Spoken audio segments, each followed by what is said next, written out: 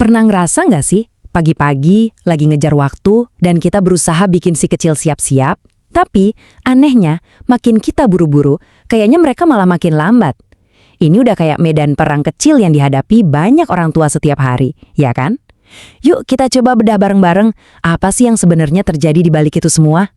Hayo, ngaku. Kalimat ini familiar banget kan? Sebuah kalimat pamungkas yang penuh kepanikan, diucapin dengan harapan bisa mempercepat gerakan. Tapi, seringkali hasilnya malah zonk. Kok bisa ya, teriakan ini seolah-olah mental gitu aja? Nah, ini dia bagian misteriusnya. Bukannya cepat-cepat ngiket tali sepatu atau pakai jaket, mereka mungkin malah cuma diem, natap kosong, atau bahkan tiba-tiba malah asyik main.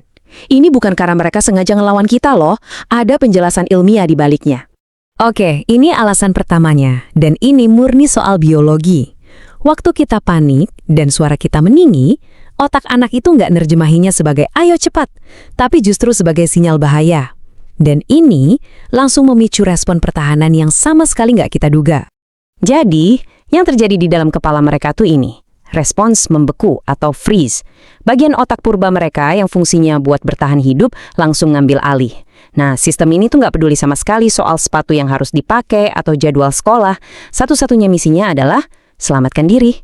Akibatnya, bagian otak yang kita butuhin banget buat fokus, dengerin instruksi dan kerjasama, ya untuk sementara dimatiin dulu. Makanya, semua perilaku yang bikin kita frustrasi ini, mulai dari bengong, ngamuk alias tantrum, atau tiba-tiba malah main, itu sebenarnya adalah tanda-tanda kalau otak mereka lagi overload. Mereka bukannya sengaja jadi lambat, sistem saraf mereka itu benar-benar lagi nginjak ke rem darurat. Oke, sekarang kita masuk ke alasan kedua. Nah, yang ini bukan soal biologi, tapi lebih ke fisika persepsi. Percaya nggak?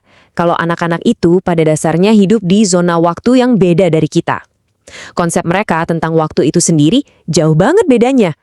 Gini deh penjelasannya. Bayangin otak anak-anak itu kayak kamera super canggih yang super cepat.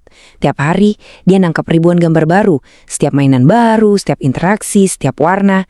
Karena saking banyaknya informasi baru yang diproses, waktu jadi terasa lambat banget buat mereka.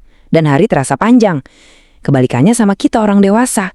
Otak kita kan udah terbiasa sama rutinitas. Jadi gambar barunya lebih sedikit. Makanya waktu rasanya, cepat banget berlalu. Kutipan dari peneliti Adrian Bejan ini ngejelasinnya pas banget.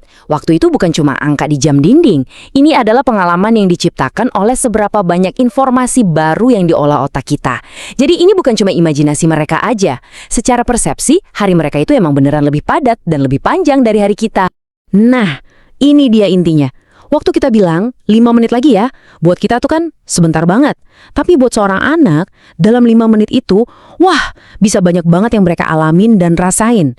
Jadi jelas ya, persepsi kita soal pentingnya buru-buru itu sama sekali nggak nyambung sama mereka. Oke, kita udah paham masalahnya. Terus solusinya gimana dong?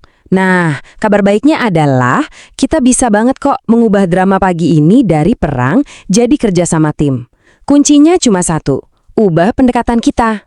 Ini dia perubahan mindset yang paling penting. Untuk mematikan mode bertahan hidup di otak anak, kita harus menyalakan mode merasa aman.